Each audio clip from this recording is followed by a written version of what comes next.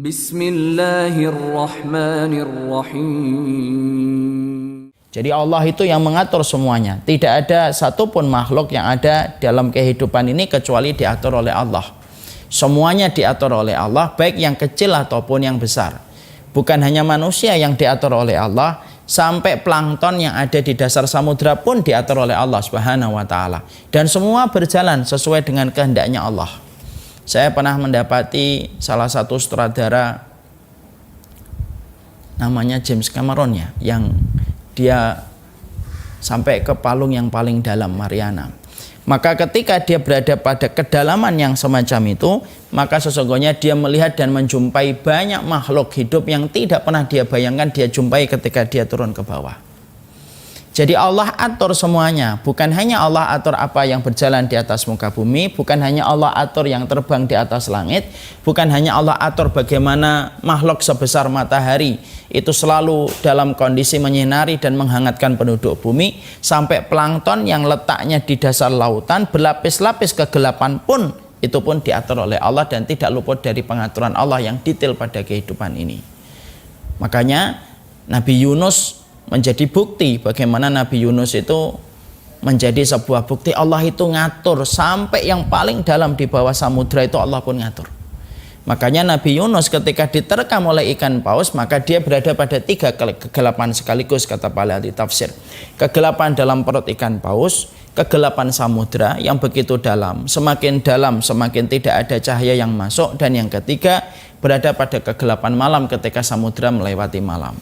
Dan ternyata pada 3 lapisan kegelapan yang sejatinya kasat mata kita tidak mampu melihat, sejatinya mungkin teknologi harus canggih untuk melihat objek kalau berada pada 3 lapisan kegelapan yang semacam ini.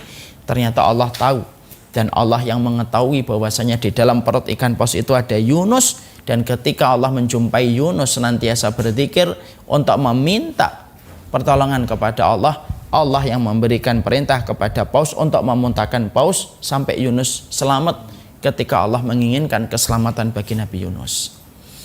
Dan itu menunjukkan bahwasanya Allah pengatur yang terbaik. Tidak ada yang luput dari pengaturan Allah, sampai yang besar ataupun yang kecil.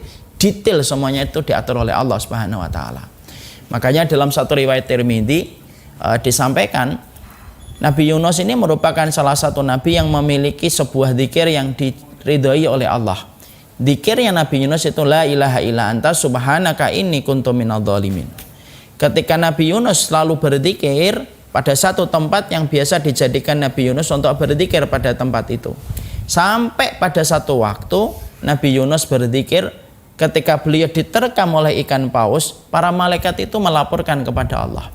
Mereka berkata, pada hari ketika Nabi Yunus itu diterkam oleh ikan paus, para malaikat dalam hadis riwayat Tirmidzi berkata kepada Allah, "Ya Allah, kami mendengar zikirnya Nabi Yunus sebagaimana dia berzikir sebagaimana kebiasaannya, tapi pada tempat yang kami tidak tahu di tempat mana Yunus sekarang itu berzikir."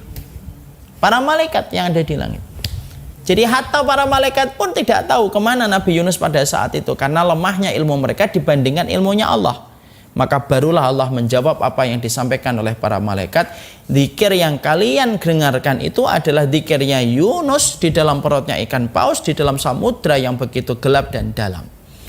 Dan itu membuktikan kepada kita, plankton di dasar lautan pun diatur oleh Allah. Sampai Yunus pun yang berada pada 3 lapisan kegelapan pun tidak luput dari apa yang diatur oleh Allah. Padahal Yunus ketika berada pada ikan paus harusnya terlewatkan dalam pengaturan Allah kalau Allah tidak sempurna di dalam mengatur manusia. Itulah yang menjadikan kita akhirnya paham.